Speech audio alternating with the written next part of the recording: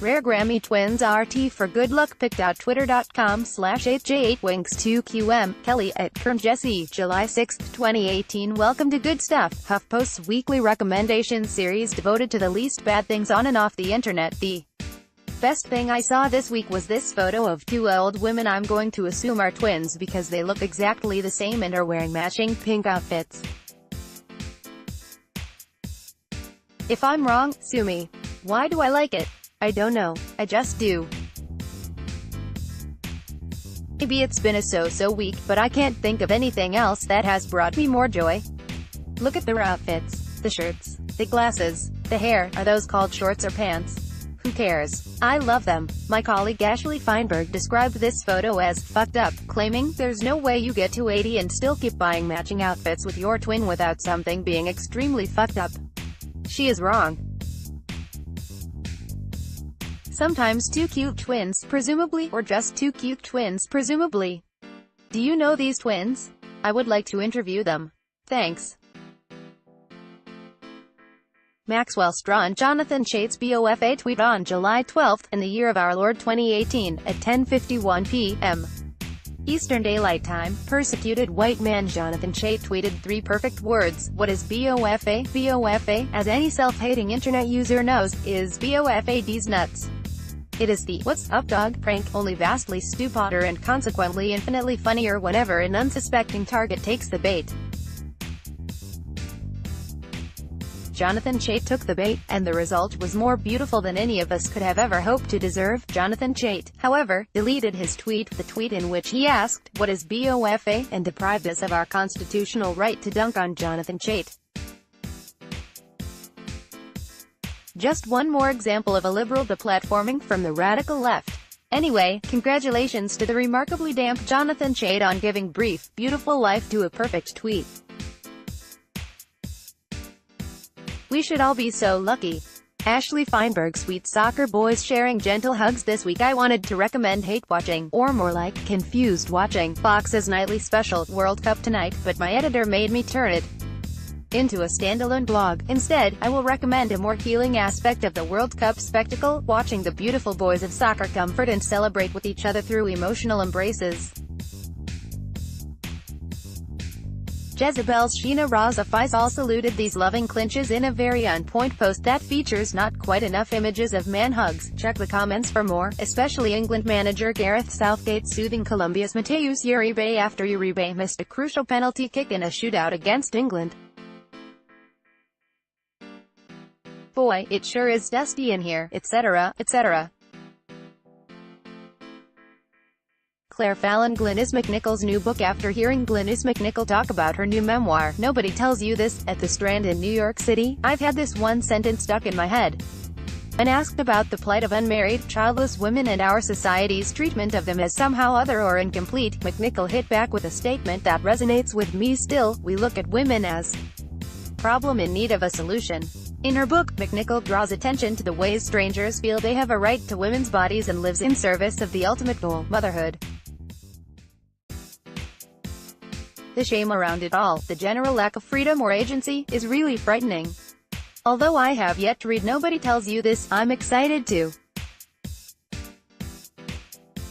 And I'm ready to recommend it as a refreshing take on what life can be like for women who choose not to do what is expected of them.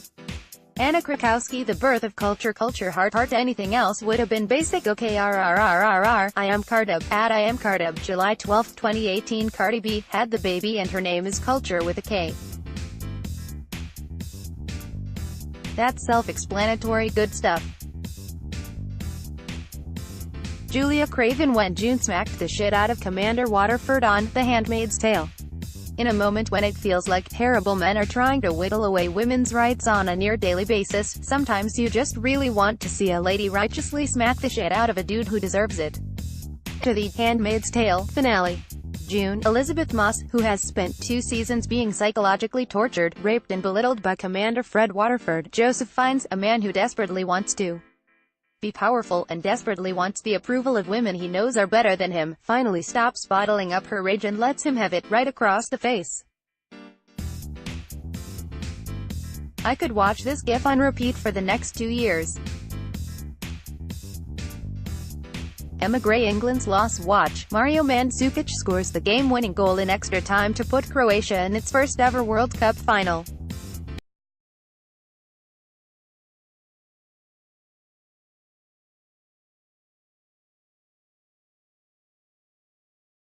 Travis Waldron the Enya song in 8th grade. You know a movie's good when an Enya song pops up in a pivotal scene.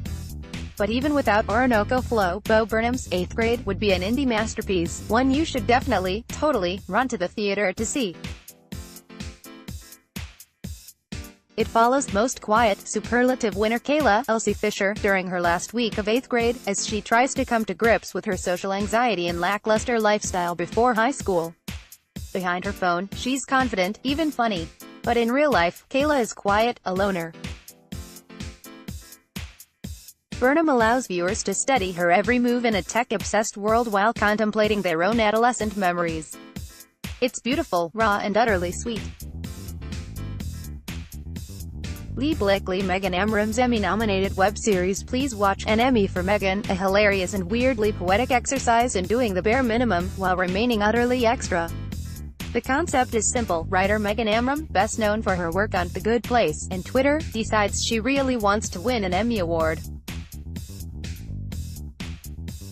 It's her favorite award, so at the last minute, she decides to write, direct and star in a short web series about making a short web series to win an Emmy.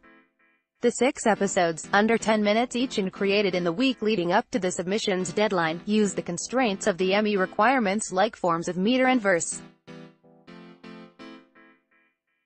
There are tears and tantrums and alcohol-fused meltdowns and even a surprise mutiny along the short, so short way. Amram's feat is not only hilarious but effective. On Thursday, the series was nominated for 2 Emmys, Outstanding Actress in a Short-Form Comedy or Drama Series and Outstanding Short-Form Comedy or Drama Series. Don't sleep on the most inspiring tale of our time. Priscilla Frank, a podcast about a cult. When I was a kid, my best friend's name was Robin, which was kind of weird because my mom's childhood best friend's name was Robin. The difference between my Robin and my mother's Robin, aside from their being entirely separate humans, was that the latter ended up in wild country-ish cult. My mom told me the story of her friend's descent into Cult Town, USA, and the teen girl power rescue mission that boldly extricated her a million times. Everything about it fascinated me. For a while, I actually thought it was a cosmic inevitability that my Robin would end up in a cult from which I'd need to liberate her. Anyway, she didn't. But The Gateway is a good podcast about a cult.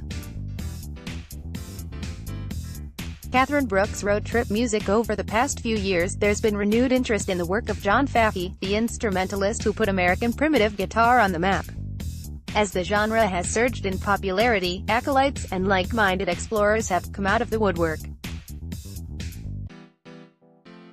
Specialty labels have reissued private press recordings that had long since gone out of print. It seems as though every town had an uncelebrated devotee of these obscure, mystical tunings.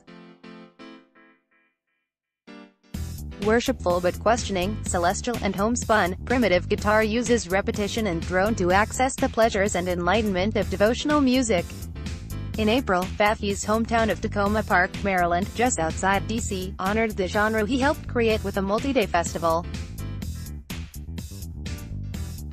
Lauding his work, it also shone a light on others who followed a similar path, devoting years to decoding the light and limber picking of Mississippi John Hurt and replicating the primal thump of Reverend Gary Davis. It was only fitting that one of this generation's best pickers showed up, Marissa Anderson, a guitarist based in the Pacific Northwest. Anderson recently released a new album, Cloud Corner, which should be her breakthrough. She does something that I think most Fafke followers miss. She captures his melancholy, favoring mood as much as speed and technique. Her songs put you in places and moments. One song off an earlier album, She Has Said, is a tribute to her favorite swimming hole in Kentucky. The new record lands on weightier subjects like the Syrian refugee crisis, while other tunes process Tuareg style playing through her fuzzy, electric style. But mostly, the songs ring clear, notes hushed or plucked pure. The album is meant for one of the few modes of escape where we can all still worship in peace, the road trip. Jason Cherkis. And finally, the women of color who dominated the Emmy nom. Sandra Oh was nominated for her role in Killing Eve. This week in Good Stuff for me was the plethora of amazingly talented women of color who got Emmy nominations for Best and Supporting Actress, including Sandra Oh, the first Asian woman to be nominated for Lead Actress in a Drama, Tracee Ellis Ross, Issa Rae, Zazie Beetz, Letitia Wright and My Queen Thandie Newton. Zeba Blake at last week's Good Stuff here. Related coverage. There were 0 things better this week than Tessa Thompson's earrings. There were 0 things better this week than Alexandria Ocasio-Cortez's victory face. I'm obsessed with Gucci Mane's Instagram download.